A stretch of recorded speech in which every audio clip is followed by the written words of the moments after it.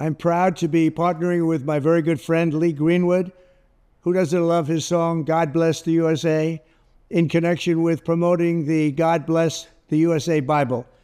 This Bible is the King James Version and also includes our Founding Father documents, yes, the Constitution, which I'm fighting for every single day, very hard, to keep Americans protected. Also, the Bill of Rights, the Declaration of Independence, and the Pledge of Allegiance are all part of this God Bless the USA Bible, and it's just very important and very important to me.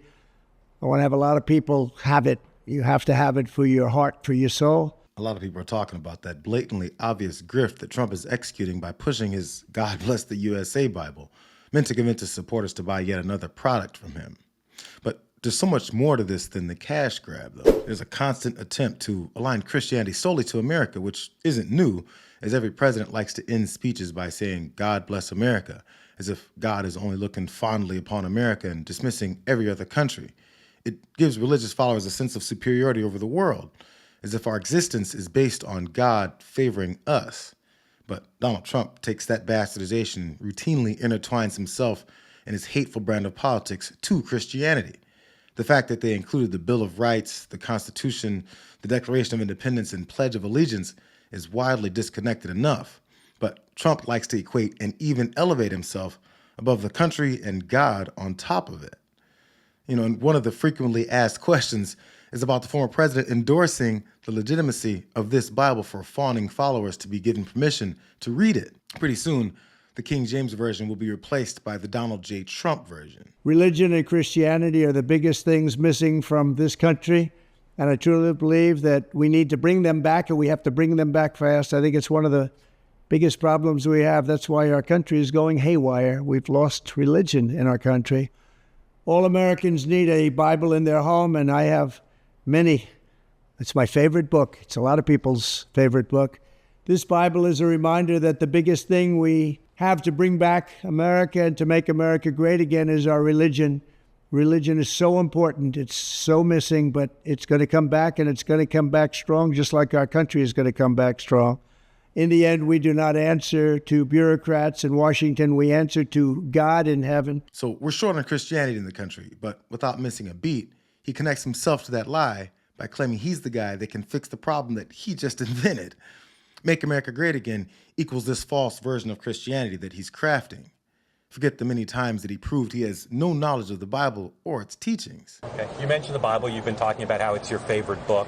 And you said, I think last night in Iowa, some people are surprised that you say that. I'm wondering what one or two of your most favored Bible verses are and why. I wouldn't want to get into it because to me that's very personal. You know, when I talk about the Bible, it's very personal, so I don't want to get into verses. I don't want to get into... There's no verse that means a lot to you that you think about or cite? The Bible means a lot to me, but I don't want to get into specifics. Even to cite a verse that you like? No, I don't want to do that. You're an Old Testament guy or a New Testament guy? Probably equal. I think it's just an incredible... The whole Bible is an incredible... I joke very much so. They always hold up the Art of the Deal. I say my second favorite book of all time. But I just think the Bible is just something very special. And a complete lack of understanding of sin and forgiveness, ironically, as Easter approaches. Have you ever asked God for forgiveness? That's a tough question. I don't think in terms of... I'm a religious person. Shockingly, because people are so shocked when they find this out, I'm Protestant. I'm Presbyterian. And I go to church, and I love God, and I love my church. And Norman Vincent Peale, the great Norman Vincent Peale, was my pastor. But have you ever asked God for forgiveness?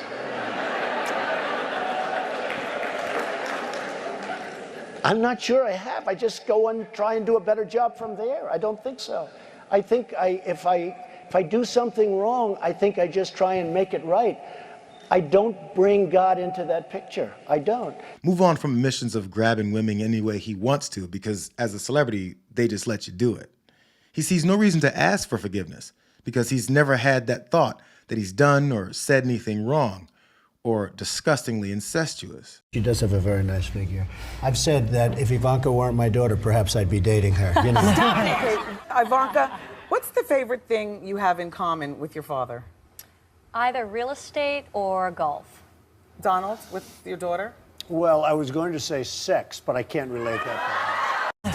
if I weren't happily married, and, her father. My daughter, is. Ivanka. Yeah. She's 6 feet tall. She's got the best body. By the way, your daughter. She's beautiful. Can I say this? A piece of ass. Yeah. She looks more voluptuous than ever. She's actually always been very voluptuous.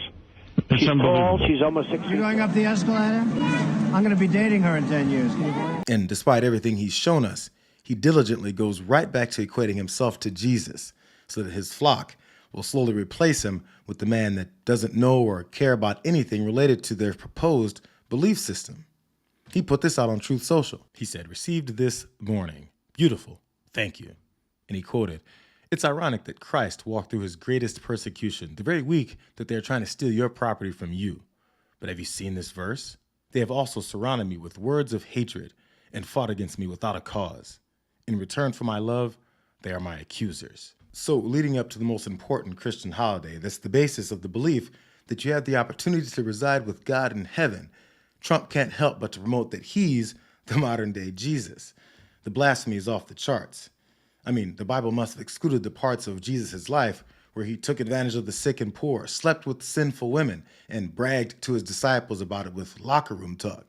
So now that MAGA thinks he's Jesus, it's also time to name his political enemies as opponents of Jesus, who he, of course, represents only if you vote him back into the White House. Christians are under siege.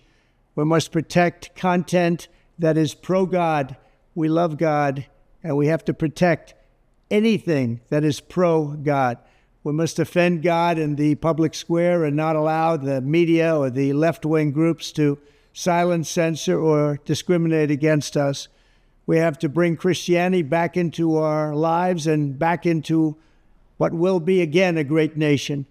Our founding fathers did a tremendous thing when they built America on Judeo-Christian values. Now that foundation is under attack, perhaps as never before. So yeah, the grift is obvious, but so is the relentless push to convince conservatives that they're the victims of an invisible oppression that can only be quelled by unleashing his proposed plans of political vengeance, if enough Americans, of course, pray at his feet and buy his Bible.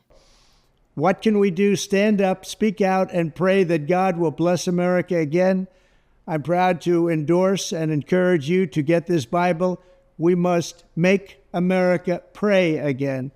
Pray, get educated, get motivated, and stand with me and the legions of Americans asking God to bless our great nation, to bring our great nation back, and to make America great again. And I think you all should get a copy of God Bless the USA Bible now and help spread our Christian values with others. Let's make America pray again. God bless you, and God bless the USA.